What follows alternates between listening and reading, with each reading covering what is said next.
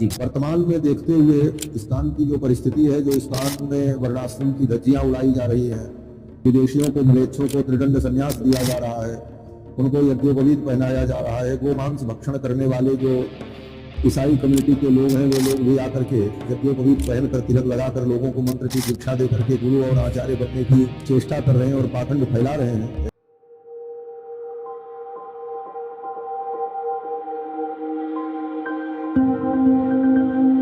हरे कृष्णा।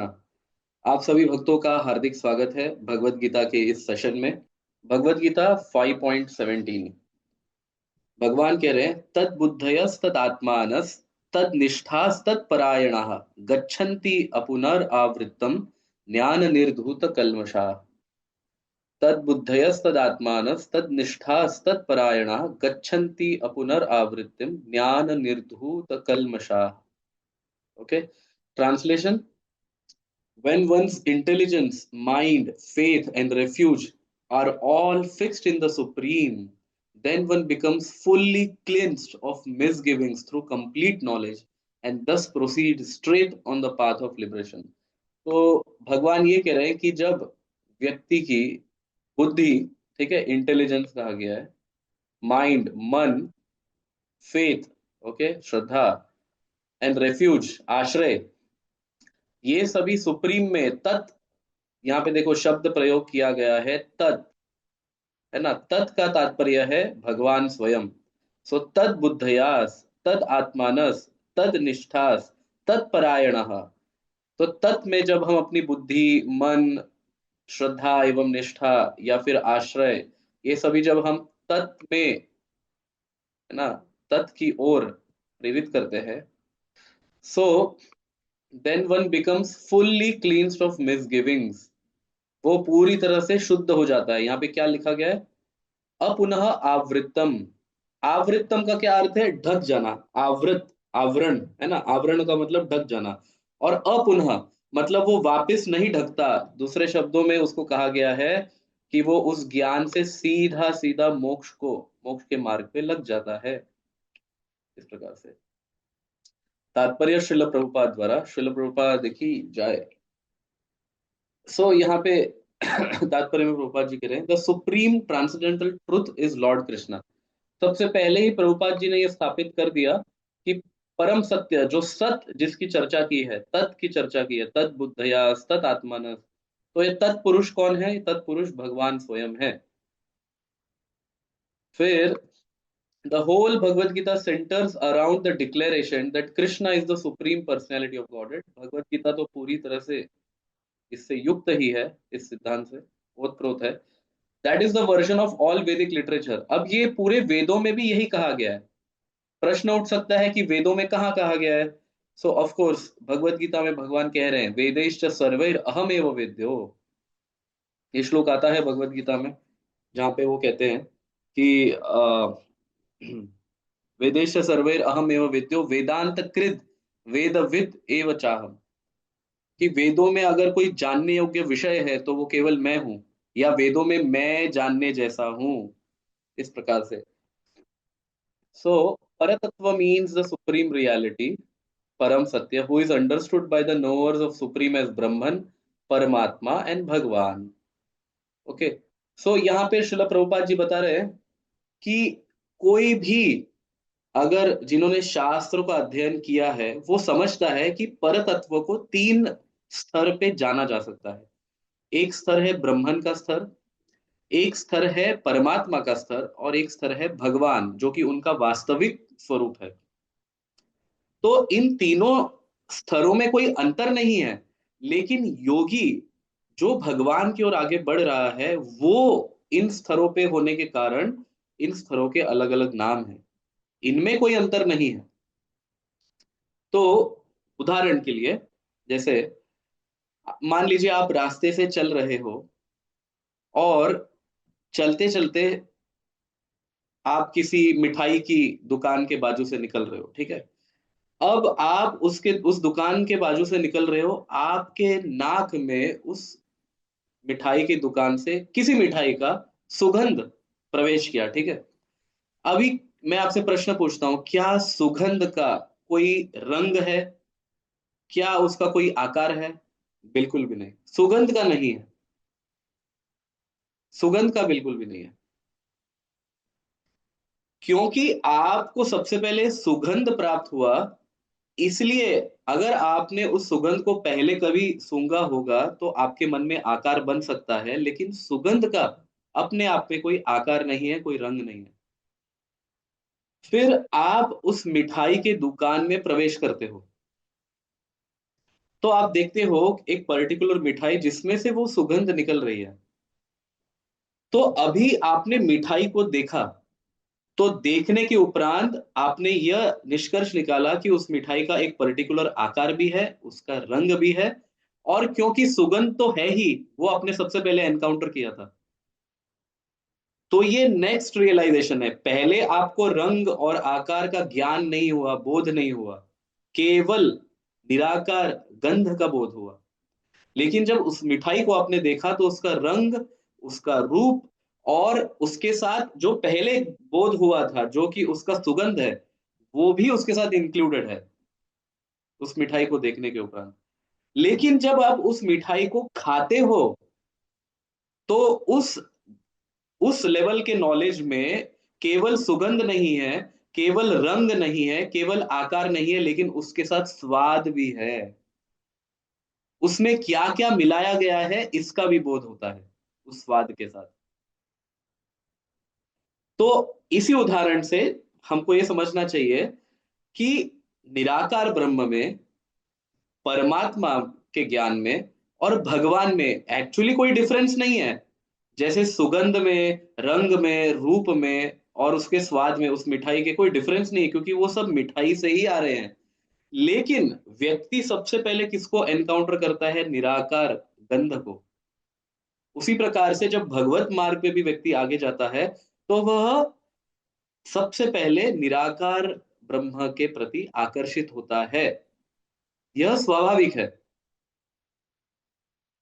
फिर कुछ और करीब जाने से वह देखता है कि इसका रंग रूप भी है।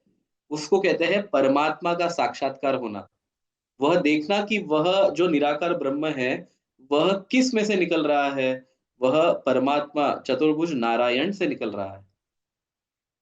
और वह नारायण जो है वो सभी के हृदय में, ऐसा नहीं है कि केवल भारतवासियों के हृदय में, वह सभियों के हृदय में, वह निम्न योनियों के हृदय में भी, वह देवताओं में भी, सभी के हृदय में परमात्मा के रूप में उपस्थित है। और इतना ही नहीं, वह सर्वव्यापी है, वो अणु-अणु में भी उपस्थित है।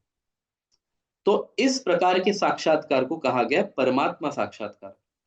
और जब वह व्यक्ति और भी भक्ति में आगे बढ़ता है, तो वह जान जाता है कि नारायण और भगवान कृष्ण में कोई अंतर नहीं, किंतु नारायण जो है वो भगवान कृष्ण का ही ऐश्वर्य स्वरूप है।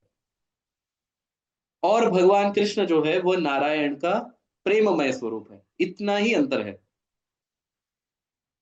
जैसे उदाहरण के लिए प्रधानमंत्री या कोई राजा ऑफिस में कैसे रहता है, उसके सभा में कैसे रहता है, उसको नारायण के एग्जाम्पल में मैं कह रहा हूं कि वह ऑफिस में अपने ग्लोरी के साथ रहता है, अपने महानता के साथ रहता है।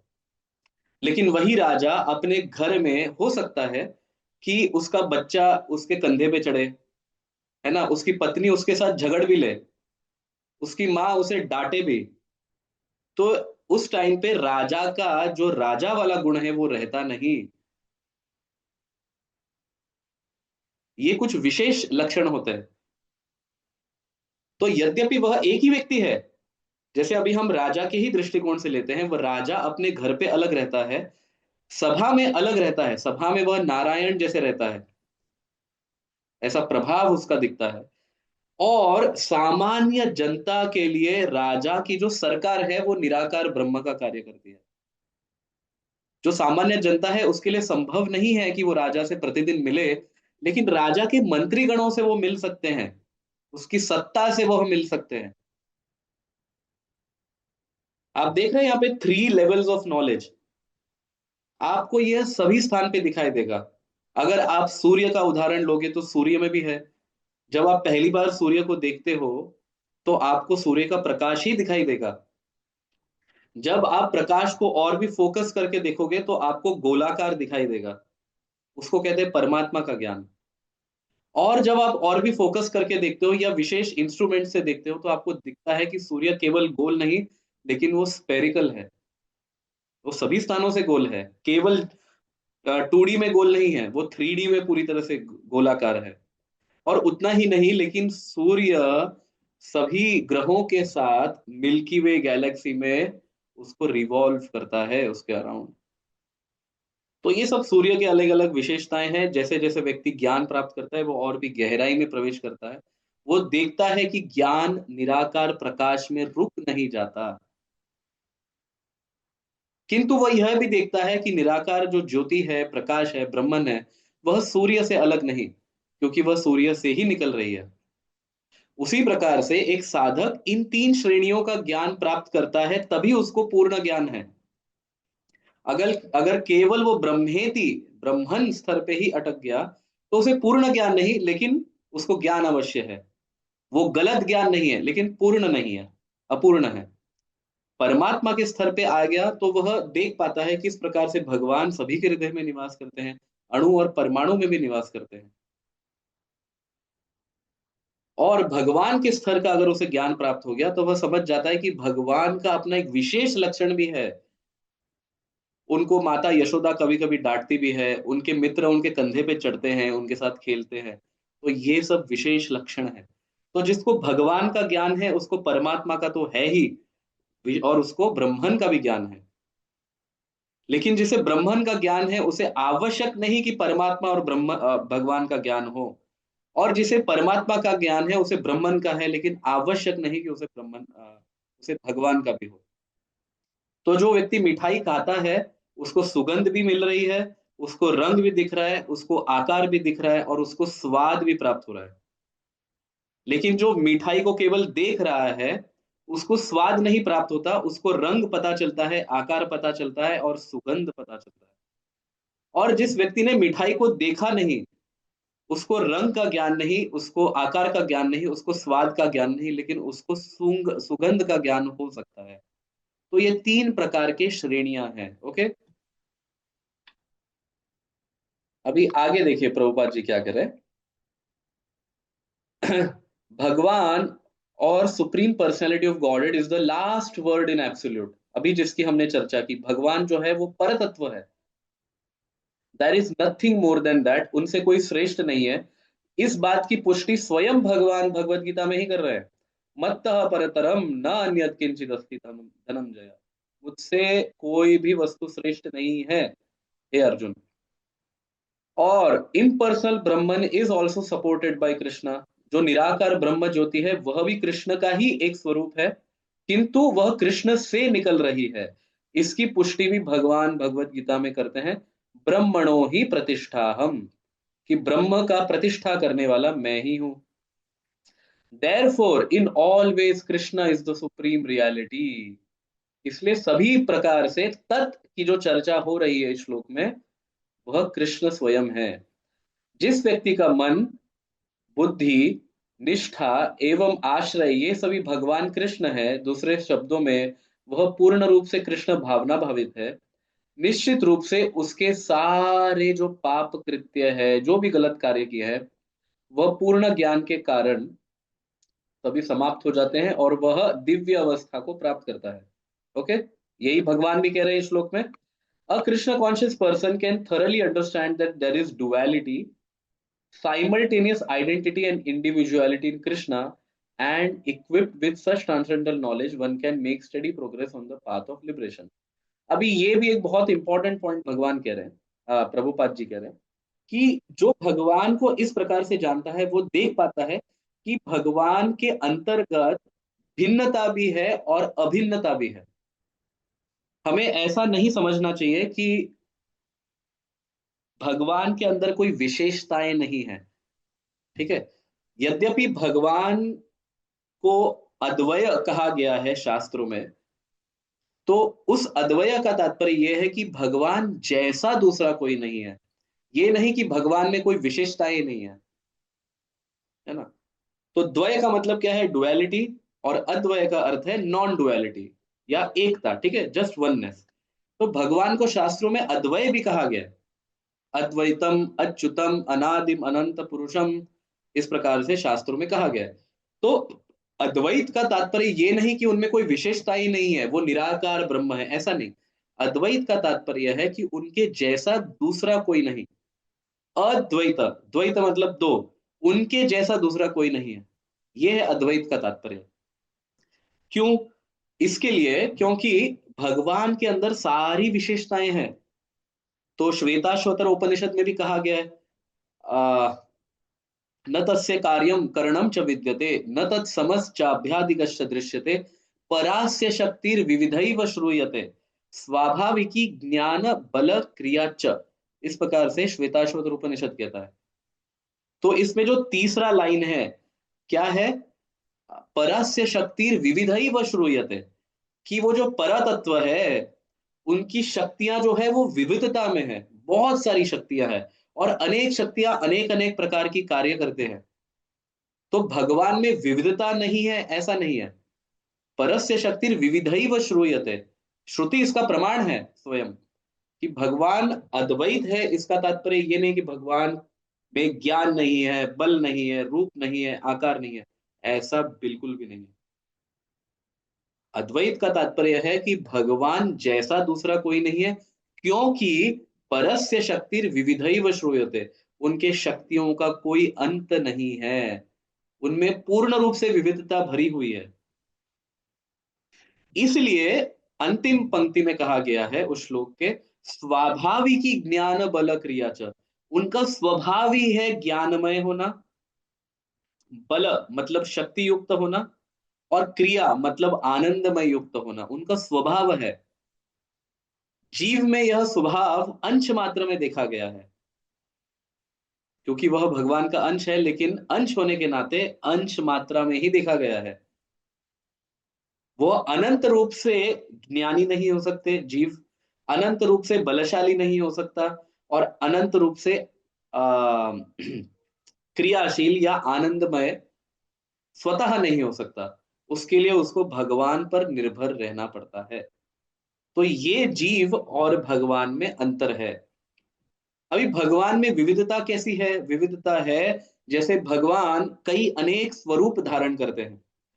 राम अवतार धारण करते हैं, नरसिम्हा अवतार धारण करते हैं, कूर्म अवतार धारण करते हैं, वराह रूप धारण करते हैं, ऐसे कई अनेक अवतार धारण करते हैं। तो इन सब अवतारों में कोई भेद नहीं है, क्योंकि क्या कहा गया है? भगवान अद्वैत है। अद्वैत मतलब भगवान जैसा दूसरा कोई नहीं है। तो भगवान के किसी भी स्वरूप में कोई अंतर नहीं, लेकिन इनमें विविधता आवश्यक है। विविधता कैसे? जैसे अगर महालक्ष्मी या लक्ष्मी देवी, भगवान की अंतरंगा शक्ति, अगर सीता माता का रूप धारण करती है, तो भगवान कृष्ण रूप में नहीं आएंगे। भगवान उस रूप के अनुरूप अपना रूप धारण करते हैं, और भगवान मर्यादा पुरुषोत्तम राम बनते हैं। इस प्रकार से अगर लक्ष्मी उनके ऐश्वर्य रूप में है, तो वहां पे भगवान नारायण के रूप में है। और अगर वही लक्ष्मी वृंदावन में श्रीमती राधा रानी के रूप में है, तो वही भगवान कृष्ण के रूप में है। और इसी प्रकार से भगवान के सभी पार्षद भी उन उन लीलाओं में जो रस की आवश्यकता है, वैसे वैसे स्वरूप धारण करते हैं। इन स्वरूपों में अपने आप में कोई डिफरेंस नहीं है, भेद नहीं है। भेद करना, हमारे आचार्य बताते हैं कि ऐसा व्यक्ति जो भगवान के अवतारों में भेद करता है, वह व्यक्ति नरकगामी बनता है। तो भेद नहीं करना चाहिए, किंतु स्वाभाविक विविधता अवश्य हो सकती है, रस के दृष्टिकोण से, तत्व के दृष्टिकोण से नहीं, रस के दृष्टिकोण से। तो ऐसे रस के दृष्टिकोण से स्वाभाविक विविधता जो है, उसको हमें स्वीकार करने में कोई प्रॉब्लम नहीं है, और करना भी चाहिए। ओके। सो भगवान में विविधताएं हैं, यह शास्त्र पुष्टि करता है, किंतु उनमें भेद नहीं देखना चाहिए। सभी अवतार इक्वली पोटेंट है, सभी अवतार इक्वली शक्तिशाली है। ये हो सकता है कि कुछ स्वरूप भगवान के, कुछ अवतार शक्ति का कम अधिक मात्रा में प्रदर्शन कर सकते हैं, वह दिखा सकते हैं कि इतना शक्ति प्रदर्शित किया, और कुछ अवतार कम शक्ति का प्रदर्शन कर सकते हैं, किंतु उनमें शक्ति कम है, ऐसा ऐसा हमें निष्कर्ष नहीं निकालना चाहिए। ओके। सो भगवान में साइमल्टेनियस आइडेंटिटी सभी एक ही हैं उनके अवतार, लेकिन उनके अपने अपने स्वरूप लक्षण भी हो सकते हैं। इसको पूर्ण ज्ञान कहा जाता है। अभी आगे जो हमारा आज का मेन टॉपिक है वो है भगवत गीता 5.18। भगवान कह रहे हैं विद्या विनय संपन्ने ब्राह्मणे कवि हस्तिनी शुनि चैव श्वपाके च पंडितः समदर्शिना। तो भगवान क्या कह रहे हैं? द हम्बल सेजेस विद्या विनय संपन्ने, विद्या और विनय से युक्त जो ब्राह्मण है वो क्या देखता है? सॉरी, योगी है वह क्या देखता है? वह देखता है ब्राह्मणे गवि हस्तिनी, वह एक ब्राह्मण को, गवि अर्थात गाय को, हस्तिनी अर्थात हाथी को, शुनि चैव श्वपाके च, शुनि मतलब कुत्ते को, और श्वपाक मतलब कुत्ते के मांस खाने वाले को, चांडाल को एक समान देखता है। सी विद इक्वल विजन। यह भगवान का वाक्य है। देखो, विद्या विनय संपन्ने, जो योगी विद्या और विनय से युक्त है वह ब्राह्मणे गवि हस्तिनी शुनि चैव स्वपाके च। सो कहने का तात्पर्य क्या है कि जैसे आ, मनुष्यों में ब्राह्मण श्रेष्ठ है और प्राणियों में गाय को श्रेष्ठ माना गया है, सबसे पवित्र माना गया है, और जंगल में रहने वाले जो प्राणी हैं उनमें हाथी सबसे शक्तिशाली है। इन सभी जो भी प्राणियों की योनि है, इसके अतिरिक्त जो इनसे भी गिरे हुए हैं, जैसा कि शुनि अर्थात कुत्ता और कुत्ते का मांस खाने वाला, पंडित क्या करता है? पंडिता समदर्शिनः, उनको एक दृष्टिकोण से देखता है। तो आइए तात्पर्य में प्रभुपाद जी क्या लिखते हैं इसकी चर्चा हम करेंगे। A Krishna conscious person does not make any distinction between species or caste. एक कृष्ण भावना भावित व्यक्ति कभी भी जाति एवं योनि के दृष्टिकोण से भेद नहीं देखता। क्यों? क्योंकि भगवान खुद यहाँ कह रहे हैं। जब कृष्ण आदेश कर रहे हैं तो कृष्ण भक्त किस प्रकार से इसका उल्लंघन कर सकता है? अभी आगे प्रभुपाद समझाते हैं। द ब्राह्मण and the outcast may be different from social point of view. यह सत्य है कि वह उनमें भेद है, लेकिन किस पर्सपेक्टिव से? सोशल पर्सपेक्टिव से। और a dog, a cow and elephant may be different from the point of view of species. और योनि के दृष्टिकोण से कुत्ते में, हाथी में और गाय में अंतर है। But these differences of body are meaningless from the viewpoint of learned transcendentalist. लेकिन एक पंडित के दृष्टिकोण से इन सभी भेद का कोई मायना मतलब मान्यता नहीं है। क्यों? इसलिए क्योंकि एक पंडित या लर्नड ट्रांसडेंटलिस्ट वो क्या करता है? वो देखता है कि ये सभी भगवान के अंश है। By his plenary portion as परमात्मा, और भगवान भी परमात्मा के रूप में इन सभी के हृदय में निवास करते हैं। जब परमात्मा खुद ही ऐसा निम्न स्तर का भेद नहीं करते, तो ज्ञानी क्यों कर सकता? ज्ञानी को क्यों करना चाहिए? बिल्कुल नहीं करना चाहिए। विशेष रूप से एक कृष्ण भक्त को तो नहीं ही करना चाहिए। तो such an understanding of supreme is real knowledge. ऐसा अगर आपको ज्ञान है तो आप वास्तविक रूप में ज्ञानी हो, और भगवान भी उसी को पंडित कहते हैं, पंडितः समदर्शिना। अभी आगे बता रहे हैं Prabhupada, as far as the bodies are concerned in different caste, अलग अलग जातियां या अलग अलग योनिया, the Lord is equally kind to everyone because he treats every living being as friend, yet maintains himself as परमात्मा regardless of the circumstances of living entities। जहां तक प्रश्न है जातियों का और योनियों का, भगवान सभी के लिए इक्वल है। ये तो खुद भगवत गीता में भी भगवान कह रहे हैं, न मे द्वेष्यो अस्ति न प्रिय, है ना। समोहम सर्वभूतेषु, ये तो श्लोक है भगवत गीता का। समोहम सर्वभूतेषु न मे द्वेष्यो अस्ति न प्रियः, ये भजन्ति तु माम भक्त्या मयि ते तेषु चाप्यहम्। तो कृष्ण कह रहे हैं कि मैं सभी के लिए इक्वल हूं, समो अहम सर्वभूतेषु, न में द्वेष्यो अस्ति न प्रिय, मैं किसी को प्रिय भी नहीं समझता, किसी से द्वेष भी नहीं करता। तो भगवान आगे क्यों ऐसा कहते हैं, ये भजन्ति तु माम भक्त्या, लेकिन जो भक्ति भावना से मेरा भजन करता है, मयि ते तेषु चाप्यहम्, मैं उसके हृदय में हूं, वो मेरे हृदय में है। ऐसा क्यों कहते हैं, भक्तों को स्पेशल प्रिविलेज क्यों मिल रहा है? इसलिए मिल रहा है, उदाहरण के लिए जैसे आग है, ठीक है। अभी आग में कोई भी वस्तु प्रवेश करे, चाहे बच्चा प्रवेश करे, बूढ़ा करे, स्त्री करे, पुरुष करे, कोई अन्य वस्तु भी करे, प्राणी करे, पशु कीटाणु करे, या वृक्ष आदि योनियां करे, कुछ भी करे, वो जलकर भस्म हो जाएगी, है ना, क्योंकि आग सभी के लिए एक समान है। लेकिन आप अग्नि के जितना निकट जाओगे, आपको गर्मी वैसी लगेगी, और अग्नि से आप जितना दूर जाओगे, आपको ठंडक वैसी लगेगी। तो कहने का तात्पर्य क्या है, ये भजन्ति तू माम भक्त्या मयि ते तेषु चाप्यहम्। तो भगवान भक्तों से स्पेशल पार्शियलिटी नहीं कर रहे, भक्त भगवान के निकट जा रहे हैं, इसलिए उनमें भगवत्ता आ रही है। अगर कोई जीव भगवान से दूर हटता है तो उसकी भगवत्ता समाप्त हो जाती है, या उनके भगवान के विशेष गुण उनमें दिखाई नहीं पड़ते। आप समझ रहे हैं इस बात को?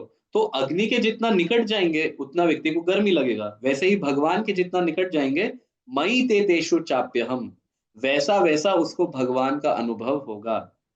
अदरवाइज भगवान अग्नि जैसे तो सभी के लिए इक्वल है, जो उनके निकट है उसको भगवान का प्रेम प्राप्त होगा, है ना।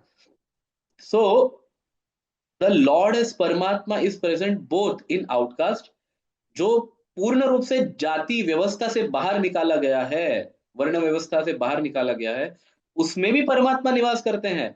और जो वर्णाश्रम धर्म में श्रेष्ठ स्तर पे है, ब्राह्मण सन्यासी, उनमें भी भगवान निवास करते हैं।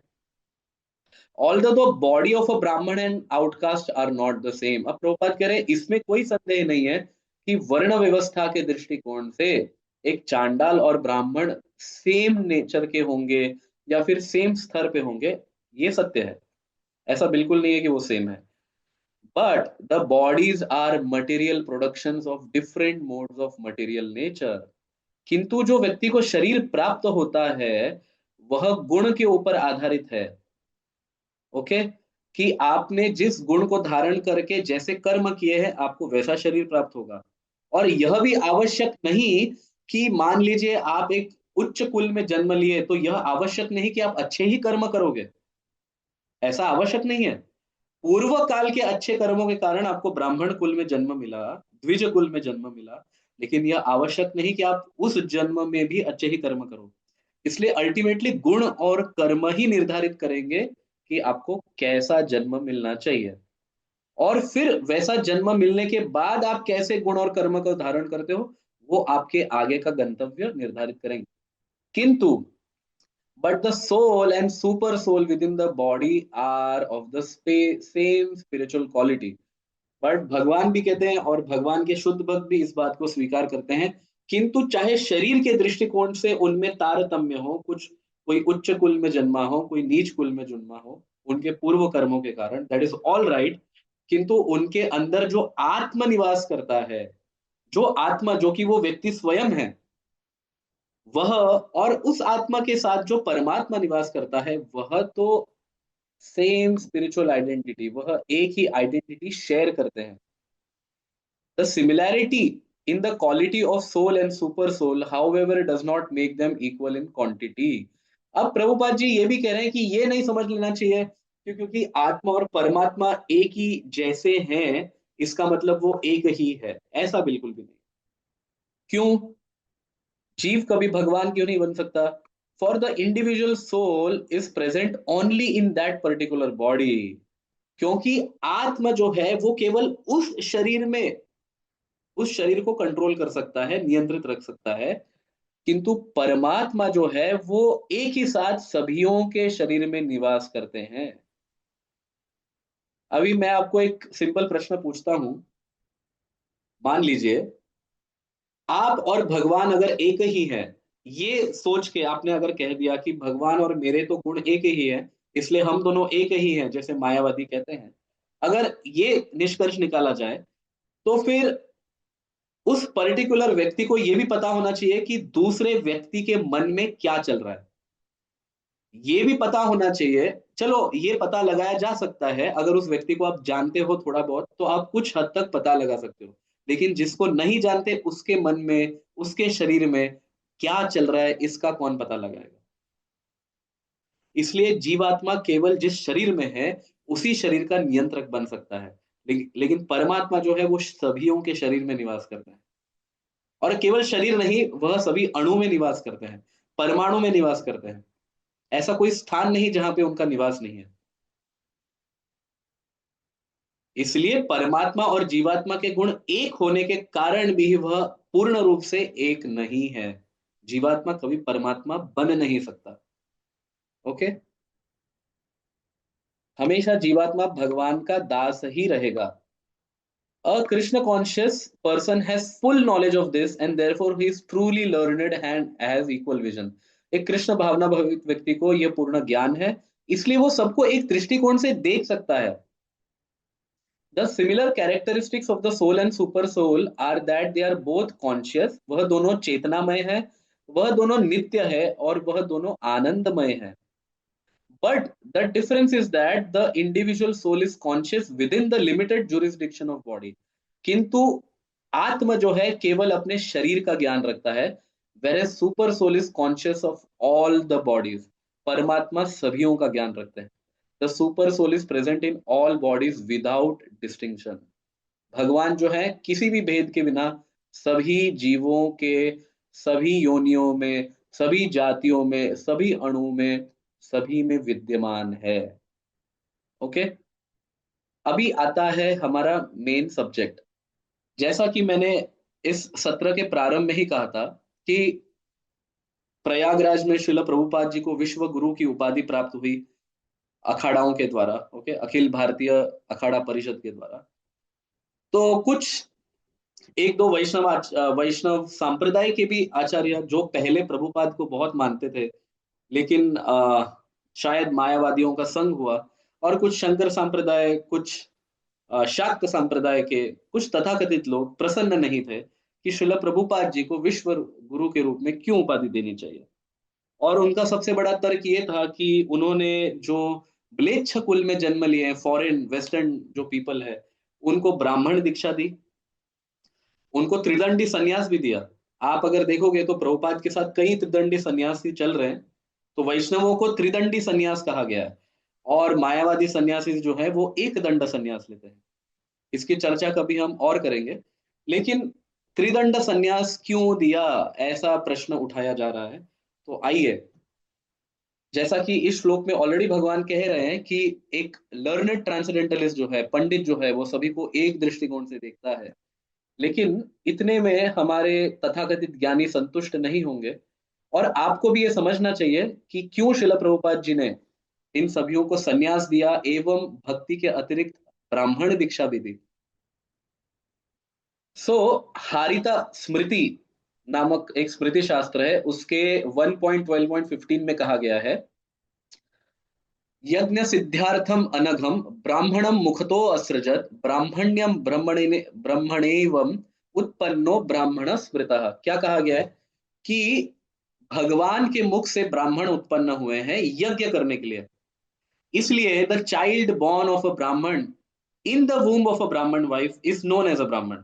ठीक है, तो यहाँ पे जाति की बात की जा रही है, इसलिए क्यों, क्योंकि ब्राह्मण जो है वो भगवान के मुख से उत्पन्न हुआ है यज्ञ करने के लिए। इस इसलिए जो पुत्र या पुत्री ब्राह्मण जाति में जन्म लेता है एक ब्राह्मणी के गर्भ से, वह ब्राह्मण ही कहलाता है, ऐसा हारिता स्मृति में कहा गया है। ओके, तो इसमें कोई संदेह नहीं है कि यह सत्य है, इसमें कोई गलत नहीं है। लेकिन भगवत गीता के 18वें अध्याय के 42वें श्लोक में कहा गया है, समो दमस तपः शौचम शांतिर आर्जवम एवच ज्ञानम विज्ञानम आस्तिक्यम ब्रह्म कर्म स्वभावजम। कि एक ब्राह्मण को किस तरह से पहचानना चाहिए। भगवान कहते हैं पीसफुलनेस, वह शांत होगा, सेल्फ कंट्रोल, उसने अपने इंद्रियों को नियंत्रण में रखा होगा, ऑस्टेरिटी, वह तपस्वी होगा, प्यूरिटी, वह शुद्ध होगा, टॉलरेंस, वह सहिष्णु होगा, ऑनेस्ट वह सत्य कहने वाला होगा, नॉलेज वह ज्ञानी होगा, विजडम उसमें विज्ञान भी होगा, और रिलीजियसनेस उसमें धर्म भी होगा। ये सभी एक ब्राह्मण के स्वाभाविक गुण हैं। ओके, तो भगवान यहाँ पे गुण की चर्चा कर रहे हैं। अभी आगे बताया गया है, ये देखिए आगे बताया गया है, ये तत्व सागर में है 2.12 में, यथा कांचनांतम यति कांस्यम रस विधन विधनतः तथा दीक्षा विधानेन, तथा दीक्षा विधानेन द्विजत्वम जायते नृणाम। क्या कहा गया तत्व सागर में? Just as bell metal is transformed into gold by alchemy, a common man is transformed into twice born Brahman by Diksha from a bona fide preceptor. अगर कोई व्यक्ति दीक्षा ग्रहण कर ले एक शुद्ध गुरु से, प्रामाणिक गुरु से, जो गुरु परंपरा में आता है, तब वह किसी भी कुल में जन्म क्यों ना ले वह ब्राह्मणत्व को प्राप्त कर सकता है। तो दीक्षा संस्कार लेना जरूरी है। अभी महाभारत के अनुशासन पर्व में शिवजी स्वयं उमा देवी को बता रहे हैं, ये देखिए, इफ क्षत्रियस और Vaishyas become situated in the behaviour of ब्राह्मण, अगर कोई क्षत्रिय और वैश्य ब्राह्मण के गुण को धारण करते हैं और वह ब्राह्मण के कार्य करते हैं, तो उन सभीयों को ब्राह्मण ही समझना चाहिए। हे देवी, अगर उसी प्रकार से एक शूद्र भी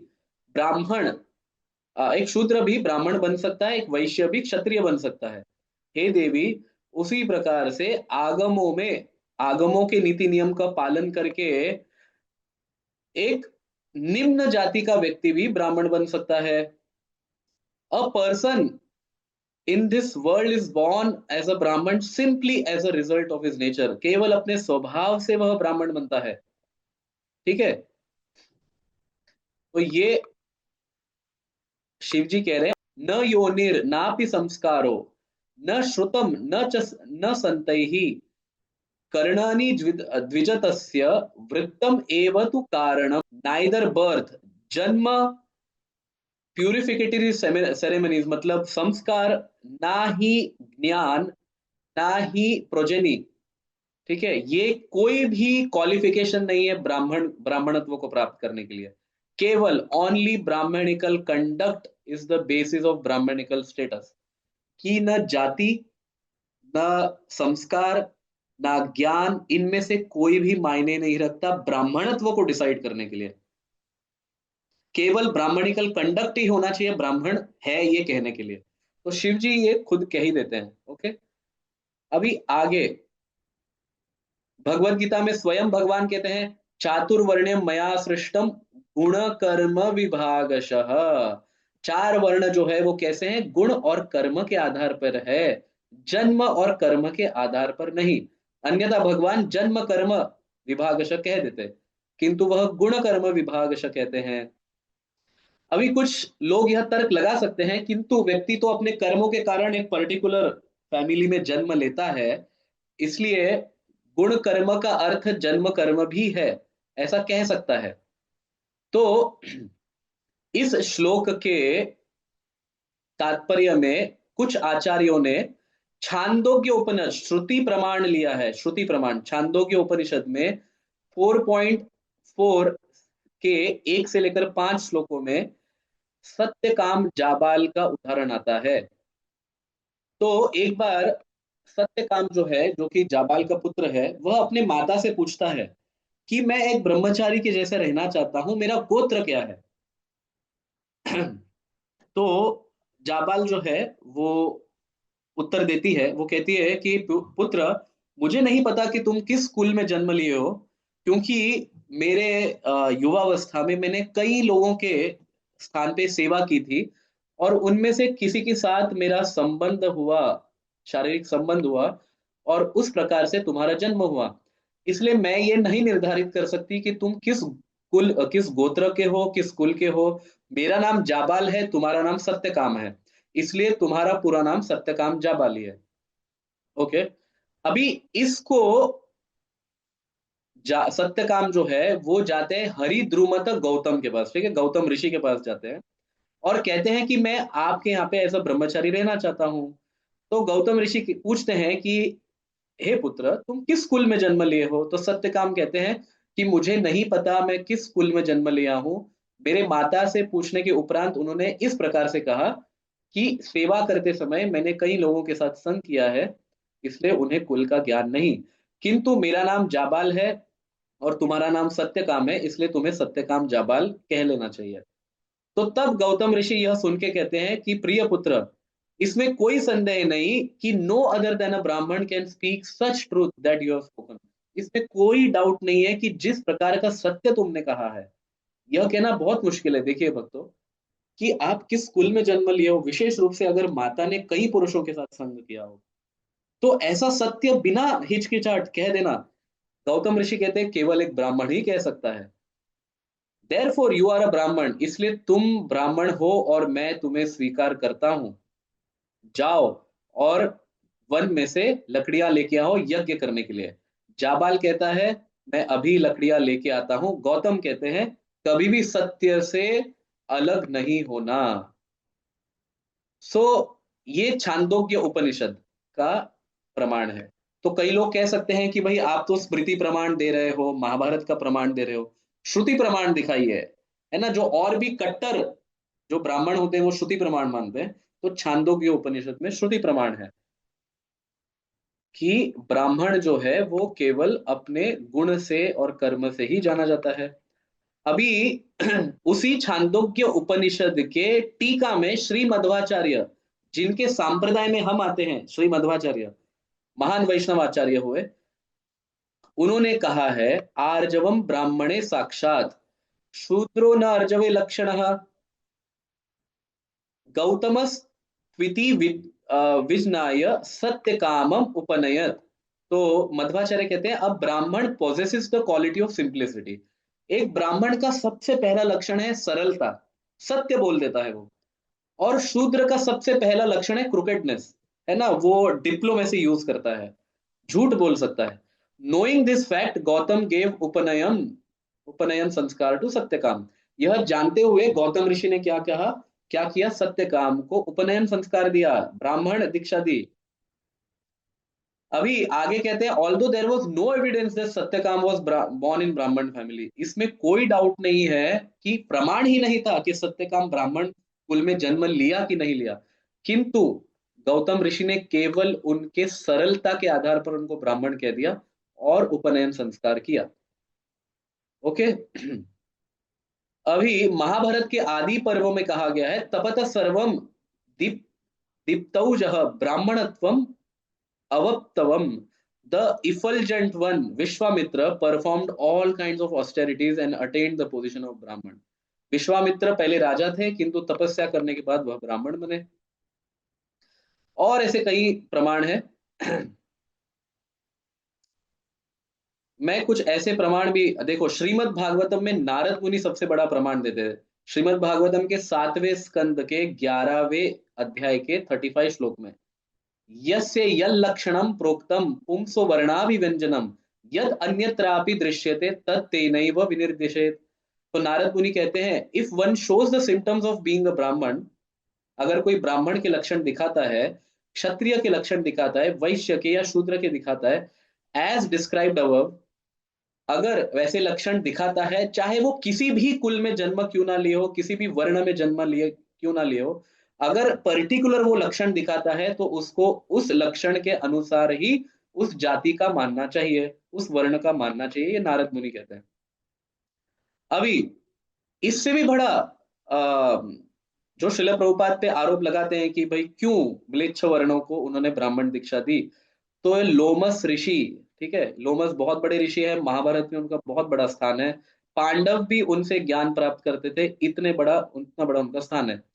वह इतिहास समुच्चय में कहते हैं शूद्रम व भगवत भक्तम निषादम स्वपचम तथा वीक्षतम जाति सामान्यात स यति नरकम ध्रुवम। वो कहते हैं कि अ वैष्णव इवन इफ बॉर्न इन शूद्र, अगर कोई वैष्णव एक शूद्र परिवार में जन्म ले कुत्ता खाने वाले चांडाल परिवार में जन्म ले या उससे भी निम्न परिवार में जन्म ले, किंतु अगर वह वैष्णव है लेकिन लोग उसे वैष्णव के रूप में नहीं देखते, तो ही certainly set to go to hell. तो ऐसे लोग सभी नरक में जाते हैं।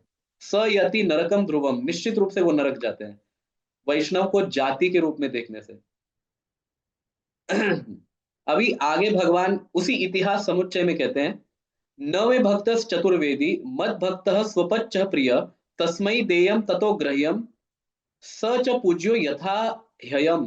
क्या कहा जा रहा है? भगवान कह रहे अ ब्राह्मण who is expert in chanting the four Vedas, एक ब्राह्मण जो चुस्त रूप से वेद के मंत्र उच्चारण करने में एकदम निपुण है, एकदम अच्छे से ब्राह्मणत्व का पालन करता है, is not dear to me, वह मेरे लिए, वो मुझे प्रिय नहीं है। बट अ डिवोटी, किंतु एक भक्त अगर कुत्ता खाने वाले परिवार से भी जन्म ले, मत भक्त श्वपच प्रिय। श्वपच का क्या अर्थ है? अभी हमने भगवत गीता के श्लोक से चर्चा की, शुनि चैव श्वपाके च। अगर वह कुत्ता खाने वाले परिवार में भी अगर जन्म ले, तो भी वह मुझे प्रिय है। मत भक्त स्वपच प्रिय, वॉट एवर ही टचेस तस्मै देयम ततो ग्रह्यम, वो कुछ भी स्पर्श करता है वह शुद्ध हो जाता है। That devotee although born in the family of outcast, अगर उनको समाज के ऐसे कार्यों की वजह से अगर निकाल भी दिया हो, उस कुल में जन्म लेने वाला भक्त जो है वह उतना ही पूज्य है। सच पूज्यो यथा यम, उतना ही पूज्य है जितना मैं पूज्य हूं। ये स्वयं भगवान इतिहास समुच्चय में कहते हैं। अभी पद्म पुराण में कहा गया है, न शूद्र भगवत भक्तस ते तु भगवत मतः सर्ववर्णेषु ते शूद्र ये न भक्त जनार्दने। क्या कहा गया है पद्म पुराण में? A devotee should never be considered a शूद्र, एक भक्त को कभी भी शूद्र या उससे भी निम्न योनि नहीं समझना चाहिए, जैसे कि पहले भगवान भी कह रहे हैं। All the devotees of supreme personality of Godhead should be recognised as भागवत ते तु भागवत मतः। शास्त्र पद्म पुराण स्वयं कह रहा है कि उसे भागवत ही समझना चाहिए। किंतु if one is not a devotee of Lord Krishna, अगर कोई भगवान कृष्ण का या भगवान विष्णु का भक्त नहीं है, तो यद्यपि वह ब्राह्मण क्षत्रिय या वैश्य कुल में भी जन्म ले, तो भी वह शूद्र ही समझा जाता है। यह पद्म पुराण का वचन है।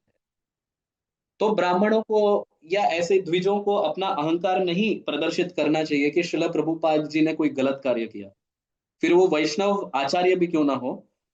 अगर कोई वैष्णव आचार्य अपने अल्प ज्ञान के कारण ऐसे महान शिल प्रभुपाद के ऊपर टीका टिप्पणी भी करे, तो भी समझ लेना चाहिए कि उनका पतन जो है वो प्रारंभ हो चुका है।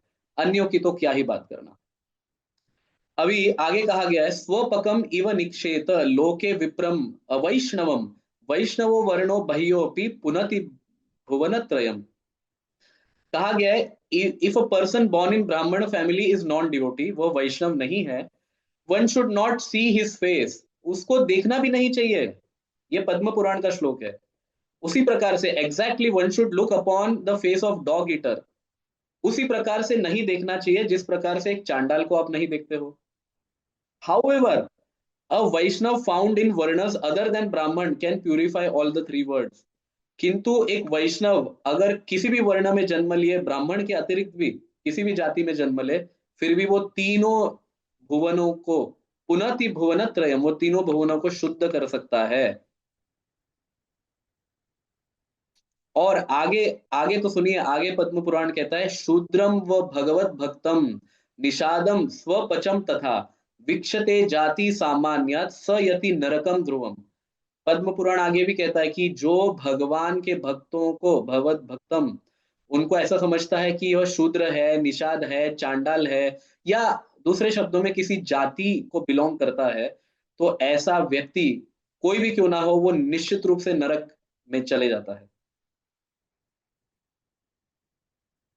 तो इन सभी प्रमाणों के आधार पर हमें समझना चाहिए कि जब शिल प्रभुपाद जैसे महान आचार्य अगर म्लेच्छों को ब्राह्मण दीक्षा देते हैं, तो वो गलत नहीं है, क्योंकि भगवान की इच्छा है कि सभी को भक्ति प्राप्त हो। और भक्ति करने से कोई भी जाति में, कोई भी कुल में आप जन्म लो, आप ब्राह्मण से श्रेष्ठ भगवत भक्त बन जाते हो। पद्म पुराण कहता है कि आप भागवत बनते हो। भागवत का स्तर ब्राह्मण से भी अधिक है। ये पुराणों का कोटेशन है, और पद्म पुराण जो है वो सबसे सात्विक पुराणों में काउंट होता है, और उसका प्रमाण भी सबसे श्रेष्ठ काउंट होता है। श्रीमद् भागवतम में से मैंने आपको दिखाया, महाभारत में से शिवजी और पार्वती का संवाद मैंने आपको दिखाया, छांदोग्य उपनिषद में गौतम ऋषि एवं सत्यकाम जाबाली का उदाहरण आपको दिखाया। तो मैंने आपको श्रुति प्रमाण दिया, स्मृति प्रमाण दिया, धर्मशास्त्र की ओर से प्रमाण दिया, एवं भगवत गीता से प्रमाण दिया।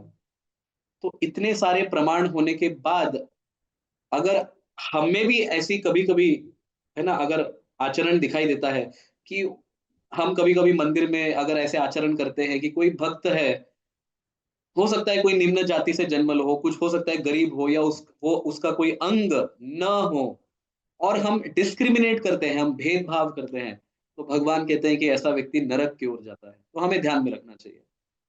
और उसी प्रकार से अगर कोई व्यक्ति इस्कॉन को ध्यान में रखते हुए कहता है कि इस्कॉन वर्णाश्रम का पालन नहीं करता, वर्णाश्रम को तोड़ रहा है, तो हमें कहना आना चाहिए कि वर्णाश्रम से श्रेष्ठ भगवान की भक्ति है, वो इस्कॉन के भक्त कर रहे हैं।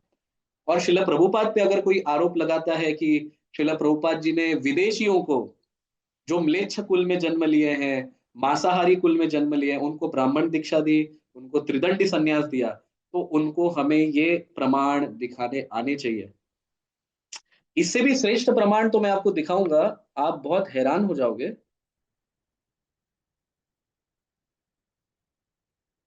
इससे भी श्रेष्ठ प्रमाण है, वराह पुराण में देखिए, राक्षस कलिम आश्रित्य जायन्ते ब्रह्म योनिषु उत्पन्न ब्रह्मण कुले बाधन्ते श्रोतियम कृशम कृष्ण।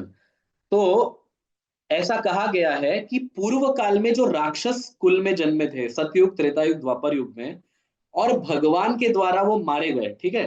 अब क्योंकि भगवान के द्वारा वो मारे गए, इसलिए वो मोक्ष के मार्ग पे तो चले गए, लेकिन कलयुग में वो ब्राह्मण कुल में जन्म लेंगे, और ऐसे जातिवादी ब्राह्मण जो है, वो वास्तविक रूप में जो भगवत भक्त है उनको परेशान करते रहेंगे। तो आप सोच सकते हैं कि कलयुग में जो भी कोई ब्राह्मण है, लेकिन वो वैष्णवों को परेशान करते हैं, जो वास्तविक रूप में वेद को ठीक से समझते हैं, उनको परेशान करते हैं, आचार्यों को टीका टिप्पणी करते हैं कि नहीं, श्रील प्रभुपाद गलत करते हैं, वो पाखंड करते हैं, ऐसे अपनी मर्यादा का उल्लंघन करते हुए अगर वो ऐसी टीका टिप्पणी करते हैं, या वैष्णवों को इस दृष्टिकोण से देखते हैं, तो वराह पुराण में लिखा गया है कि पूर्व काल में वह राक्षस कुल में जन्म लिया था, लेकिन भगवान का हाथ स्पर्श हुआ, इसलिए कलयुग में वह ब्राह्मण कुल में आया है, लेकिन उसका राक्षसी प्रवृत्ति समाप्त नहीं हुई अभी भी। वह वैष्णवों को तो वो परेशान करने की आदत रहती ही है। सो हमें समझना चाहिए कि इस प्रकार के अपराध से हम बचे। ये वैष्णव अपराध में आता है, वैष्णवों को किसी जाति के दृष्टिकोण से देखना। यद्यपि वैष्णव जो है, अभी इस केस में हमें दैव वर्णाश्रम, हम जो इस्कॉन के भक्त हैं, या दूसरे शब्दों में गौड़ीय भक्त जो हैं, वैष्णव गण जो है, वो दैव वर्णाश्रम का पालन करते हैं। हम सामान्य वर्णाश्रम का पालन नहीं करते। सामान्य वर्णाश्रम क्या है कि जो जिस कुल में जन्म लिया है, उसको वही कुल धर्म का पालन करना चाहिए, वो कभी आगे बढ़ नहीं सकता।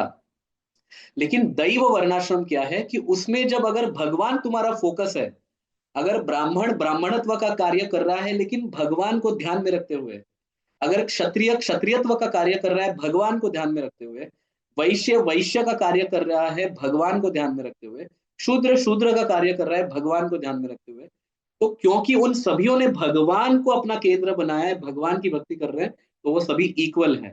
इसलिए उसको दैव वर्णाश्रम कहा गया है, जिसमें दैव मतलब भगवान हमारा केंद्र बिंदु है, जाति हमारा केंद्र बिंदु नहीं है। यद्यपि वर्ण के अनुसार कार्य कर रहे हैं, किंतु भगवान केंद्र बिंदु है, जाति नहीं। आप समझ रहे हैं इस बात को? जैसे इस भगवत गीता में भी कितने बार भगवान अर्जुन को कह रहे हैं, तुम क्षत्रिय कुल में जन्म हो, तुमको युद्ध करना चाहिए। तो भगवान भी वर्णाश्रम में प्रेरित कर रहे हैं अर्जुन को, लेकिन अल्टीमेटली भगवान क्या कह रहे हैं? मन मना भव मत भक्तो मध्याजी माम नमस्कुरु, तुम मेरा पूजा करो, मेरी भक्ति करो, ये भगवान कह रहे हैं। और इसमें भी इस श्लोक में जो हमने चर्चा की, ब्राह्मणे कवि हस्तिनी शुनि चैव स्वपाके च पंडिता समदर्शिना, एक ज्ञानी व्यक्ति सबको एक दृष्टिकोण से देखता है। तो अगर श्रील प्रभुपाद ऐसा भेदभाव करेंगे विदेशी लोग भक्ति करने के बाद भी तो श्रील प्रभुपाद ज्ञानी नहीं है, ये सिद्ध हो जाएगा। लेकिन श्रील प्रभुपाद तो सभीयों को भगवान के अंश के रूप में देखते थे, इसलिए भक्ति के माध्यम से जब वो शुद्ध हुए तो जैसी जैसी उनकी शुद्धता थी वैसे वैसे उनको दीक्षा संस्कार दिया गया। तो वैष्णव आचार्य कोई भी गलत कार्य नहीं कर सकते, वह पांचरात्रिक विधि, भागवत मार्ग इनका पालन करते हैं, सामान्य नीति नियम का पालन नहीं करते। सामान्य नीति नियम में ऐसा कहा गया है कि जाति के अनुसार ही डिटरमाइन करना चाहिए, ये सामान्य है। इसलिए तो भगवत गीता के द्वितीय अध्याय में, दूसरे अध्याय में भगवत गीता में अर्जुन को क्या कह रहे हैं कृष्ण? त्रैगुण्य विषया वेदा निस्त्रैगुण्य भवार्जुन निर्द्वंद्व नित्य सत्वस्व निर्योग क्षेम आत्मवान। क्या कहते हैं कि वेद मूल रूप से, मुख्य रूप से तीन गुणों की चर्चा करते हैं, सात्विक राजसिक तामसिक। लेकिन अर्जुन इन तीनों गुणों से तुम ऊपर उठो। ऊपर कैसे उठा जाए? जब वेदों के कंक्लूजन को ध्यान में रखा जाए कि वेदैश्च सर्वैर अहमेव वेद्यो। कृष्ण कह रहे हैं कि वेदों में मुझे जानने जैसा है, आपको हर छोटे छोटे नीति नियम के पीछे भागने की आवश्यकता नहीं है, मुझे जानने जैसा है। तो जो वेद के निष्कर्ष को पकड़ते हुए वेद के नियमों को पालन करता है वह तीनों गुणों से ऊपर उठ जाता है। और यही बात भगवान कह रहे हैं, हमें वेदों का परित्याग नहीं करना है, क्योंकि भगवान कह रहे हैं कि तुम तीनों गुणों से ऊपर उठो और वेद तीनों गुणों की चर्चा कर रहे हैं, तो वेद को त्याग नहीं देना है। लेकिन वेद का कंक्लूजन क्या है, सार क्या है, उस सार को ध्यान में रखते हुए हमें वेद का पालन करना चाहिए।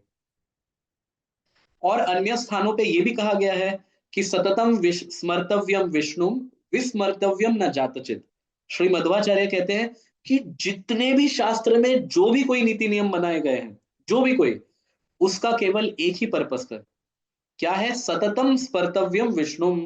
वो सभी नीति नियम आपको इंस्पायर करने चाहिए भगवान विष्णु का स्मरण करने के लिए। और दूसरा क्या है? विस्मर्तव्यम न जातचित। किसी भी प्रकार से भगवान का विस्मरण नहीं होना चाहिए।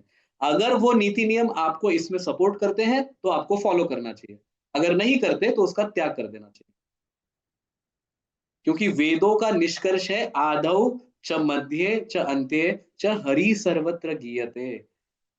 आदि में, मध्य में, अंत में केवल हरि का ही गुणगान गाया गया है। तो अगर हरि पे फोकस है तो उस नीति नियम को हम फॉलो करेंगे, अगर नहीं है तो उसका हम परित्याग करेंगे। ओके। हरे कृष्णा। ग्रंथराज श्री भगवद गीता की जय। जगत गुरु श्रील प्रभुपाद की जय।